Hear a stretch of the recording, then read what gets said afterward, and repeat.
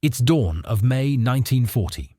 German panzer divisions are cutting through France at impossible speeds. Infantry marching 25 miles a day, then fighting through the night. French commanders can't react. British forces retreat to Dunkirk. The Blitzkrieg seems unstoppable. There's a reason for that. The German military is running on meth. 35 million Pervitin tablets distributed in 1940 alone, concentrated in the mechanized spearheads. Tank commanders in Guderian's corps operating for 50 hours without sleep. The drug suppresses fear, eliminates exhaustion, maintains aggression when outnumbered. This wasn't a secret. It was tactical pharmacology, but Germany wasn't the only army with an edge. The Americans brought firepower so overwhelming they could bury positions under steel before infantry ever moved forward. The Soviets went from losing 4 million men in 6 months to fielding the most experienced, most brutal army in the world. The British fought with surgical precision, born from the knowledge that every casualty mattered. And the Japanese refused to surrender, turning every island into a graveyard. 5 armies, 5 completely different systems of violence. Here's what made each one lethal, and which was actually best. If you want to understand the tactics and systems that shaped World War II combat, hit subscribe. This channel breaks down the mechanics of warfare that history classes skip. The early dominance of the Wehrmacht came from 3 things: decentralized command, superior tactics, and chemical enhancement.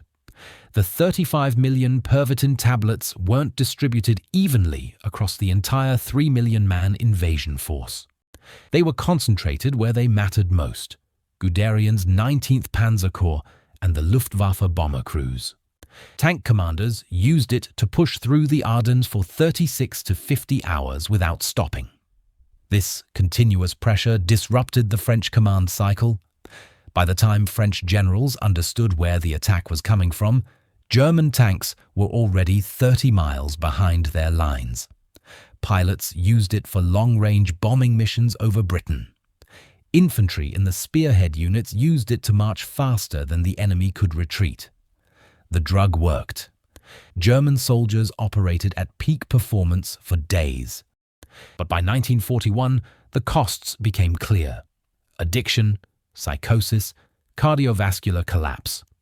Soldiers who'd been on Pervitin for months were breaking down mentally and physically. The Wehrmacht scaled back distribution. By 1942, the chemical edge that fueled the early Blitzkrieg was gone. German infantry had to fight without it. Drugs weren't the real advantage, though. The real secret was how the Germans commanded their forces. In our previous video, we discussed Auftragstaktik, mission-type orders. German officers told subordinates what needed to be done, not how to do it. A lieutenant on the front line could change tactics immediately if the situation demanded it. No waiting for permission. No radio call to headquarters. If a flanking attack wasn't working, switch to frontal assault. If outnumbered, disengage without orders. This made German units adaptable in ways their enemies couldn't match. Compare this to the Soviet system in 1941, where officers were shot for retreating without permission, even when staying meant certain death. German squads were built around one weapon: the machine gun. Early war, the MG-34. By 1942, the MG-42, 1,200 rounds per minute. It sounded like a buzzsaw tearing through metal. Allied soldiers called it Hitler's buzzsaw because the psychological effect was as deadly as the bullets. The entire squad existed to feed that gun ammunition and protect the gunner. When attacking, it pinned enemies while riflemen flanked. When defending, squads waited until the enemy was at point-blank range, then opened fire. By 1944, Germany introduced something that changed infantry combat forever: the Sturmgewehr 44, the world's first assault rifle. It gave riflemen automatic fire with actual range. German infantry could now suppress entire squads without needing a machine gun. But the weapon almost didn't exist. Hitler rejected it. insisting bolt-action rifles were sufficient. Designers continued development in secret, disguising it as a machine carbine. By the time Hitler approved mass production, Germany's industrial capacity was collapsing. Most infantry still carried bolt-action rifles until the war ended. But Germany's real advantage wasn't weapons, it was the system. German sergeants and corporals were trained to think like officers. They understood the broader tactical picture. They could read terrain, anticipate enemy movements, make decisions without waiting for orders.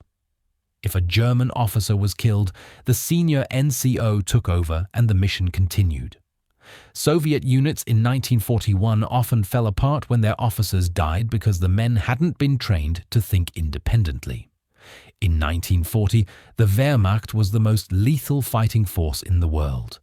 By 1945, they were defending Berlin with teenagers and old men. Attrition changed everything. The Eastern Front consumed the best soldiers. Stalingrad alone cost 300,000 men, most of them veterans. By 1943, experienced NCOs were being replaced by recruits with weeks of training. The quality collapsed. But even in 1945, German soldiers remained dangerous.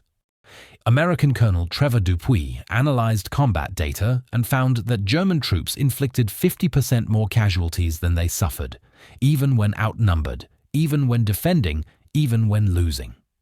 Man for man, the Wehrmacht was the most tactically effective infantry of the war. But tactics don't win wars when you're fighting the entire industrialized world. And that's what the Germans were about to learn the hard way. The American philosophy was simple. Don't send men where you can send steel.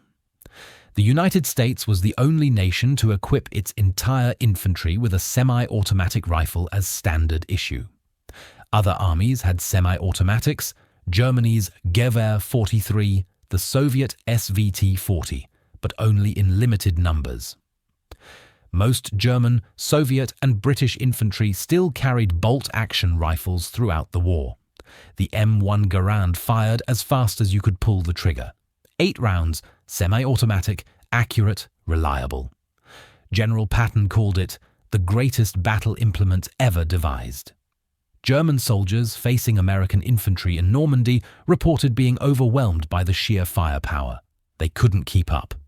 An American squad of 12 men, all armed with M1s, could generate sustained suppressive fire without relying on a single machine gun. This made them more resilient than German squads. Killing the BAR gunner didn't cripple the unit. The Browning automatic rifle was the weak point. It was designed for World War I trench warfare, not mobile combat.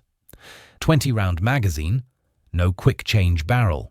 It overheated quickly and couldn't sustain fire like the MG42 or the Bren. But American doctrine compensated. The M1s provided covering fire while the BAR maneuvered. The most decisive American weapon wasn't a rifle or machine gun, though.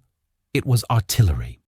The US developed the Fire Direction Center system, which allowed a single forward observer to call fire from multiple batteries simultaneously.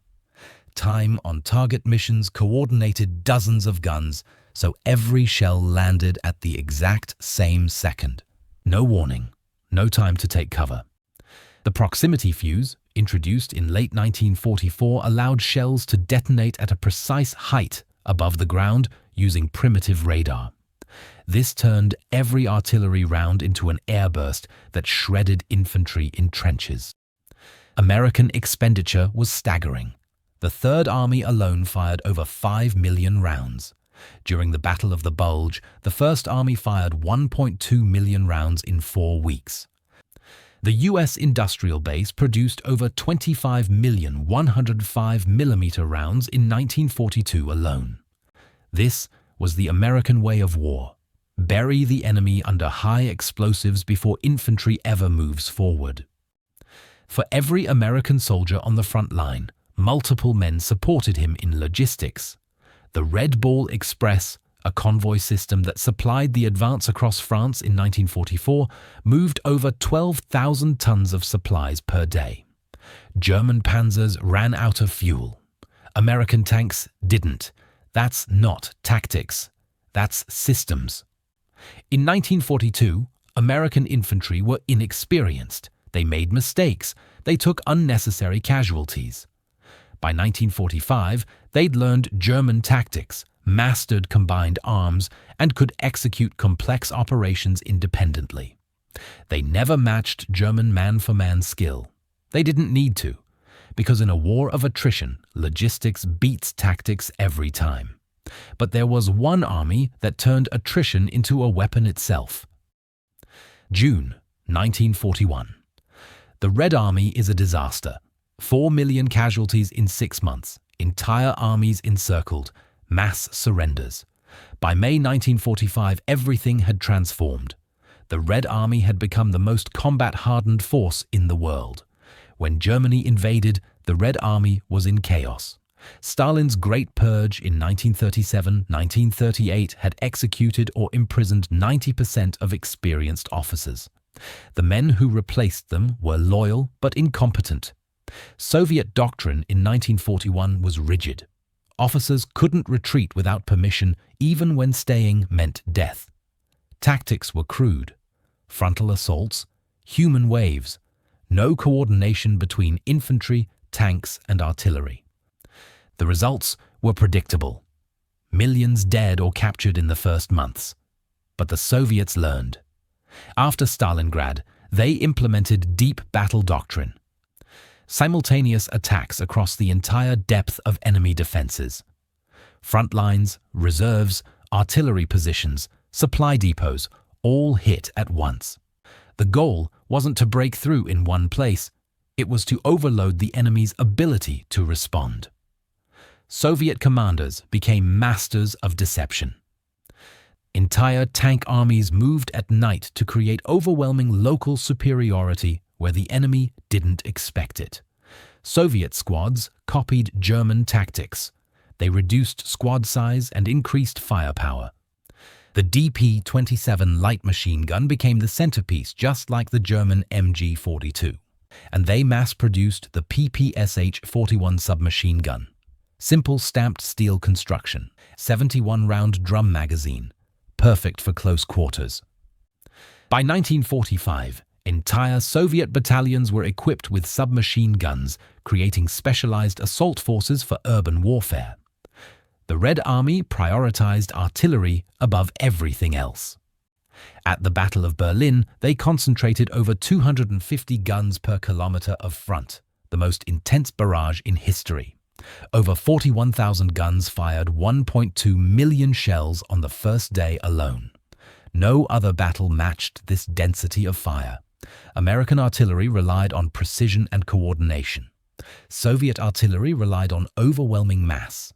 Both worked. By 1945, Soviet infantry weren't just experienced. They were veterans of the most brutal combat in human history. They'd seen their country devastated, cities burned, families murdered. When they crossed into Germany, they fought with a hatred that terrified German soldiers. The Red Army committed atrocities on a massive scale. SA, looting, executions. This wasn't official policy, but it wasn't stopped either. Soviet casualties exceeded 8 million dead. But they won. By 1945, the Red Army had transformed from catastrophe to conquest. More artillery than anyone, more experience than anyone, more rage than anyone. They were unstoppable, but not every army could rely on overwhelming numbers and industrial might. The British fought the entire war under one unbreakable rule. We cannot afford heavy casualties. World War I had cost Britain nearly 1 million men. The public wouldn't tolerate that again, so British tactics became an exercise in precision and firepower over manpower. British infantry training was the most realistic in the war. Live rounds fired over trainees' heads, so they learned the difference between a gun firing and a bullet hitting nearby. This created soldiers who didn't panic under fire. British doctrine emphasized small, deliberate advances. Consolidate positions. Don't take unnecessary risks. The Lee Enfield was the fastest bolt-action rifle of the war. The pre-World War I Mad Minute standard was 15 aimed rounds at 300 yards. Skilled soldiers could exceed this. But comparing it to the M1 Garand is misleading. A semi-automatic action is inherently faster than any bolt action, no matter how smooth. The Lee Enfield was the best bolt-action rifle, but the M1 Garand was still superior in volume of fire.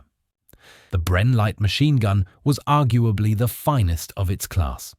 Quick-change barrel, 30-round top-mounted magazine, exceptional accuracy. Unlike the American BAR, the Bren could sustain fire without overheating. British squads were built around it, just like German squads around the MG-42. British infantry excelled at coordination with tanks, artillery, and engineers. When they attacked, tanks moved with them. Artillery suppressed enemy positions. Specialized vehicles cleared mines and obstacles. This required extensive planning and communication. British infantry were slower to adapt when plans changed, but the system worked because it preserved lives. By 1944, Britain had reached full mobilization. They were forced to disband entire divisions just to provide replacements for other units.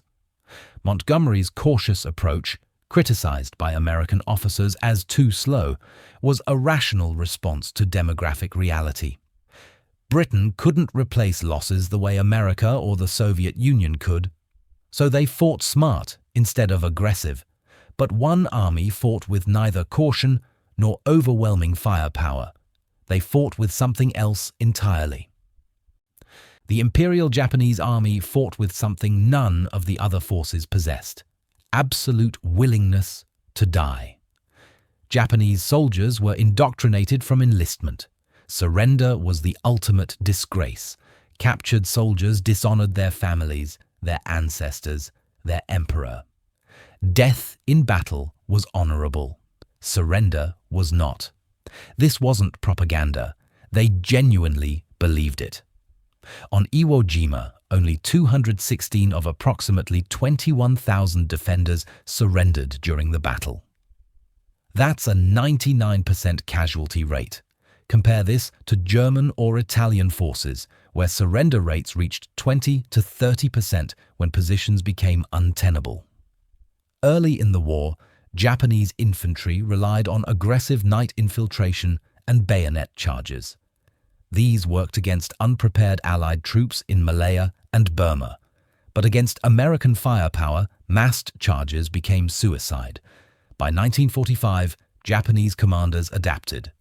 General Kuribayashi on Iwo Jima built elaborate underground fortresses designed to survive naval bombardment and force Americans into costly tunnel fighting. No more banzai charges, just brutal attrition. Japanese rifles, the Type 38 and Type 99 Arisaka, were decent but unremarkable. Japanese machine guns were the weak point. The Type 11 and Type 96 suffered from complex feed mechanisms that jammed easily. Reliability was poor. The Japanese never prioritized submachine guns. The Type 100 was issued only to paratroopers in small numbers. In jungle fighting, Japanese infantry with bolt-action rifles faced Americans with Thompsons, BARs, and M1 carbines. The firepower gap was decisive. Japanese training emphasized bayonet fighting, relating the bayonet to the samurai katana. Many soldiers received only 3 months of training before being thrown into combat. Discipline was brutal. Officers beat men who failed standards, but no amount of discipline or fighting spirit could overcome industrial reality. Japan's production was a fraction of America's. They couldn't replace losses. They couldn't supply forces adequately. By 1945, Japanese soldiers were starving in jungles, cut off from supply, still fighting. Brave, determined. But bravery doesn't stop flamethrower tanks or naval bombardment, and one by one, every island fell. So which of these armies was actually the best? The answer depends on how you define best. Early war, The Wehrmacht was unmatched. Superior tactics, veteran NCOs, decentralized command, chemical enhancement. Poland conquered in weeks. France in 6 weeks. Nearly knocked the Soviet Union out in 6 months. No other army could match their adaptability and aggression. By 1942, everyone was learning.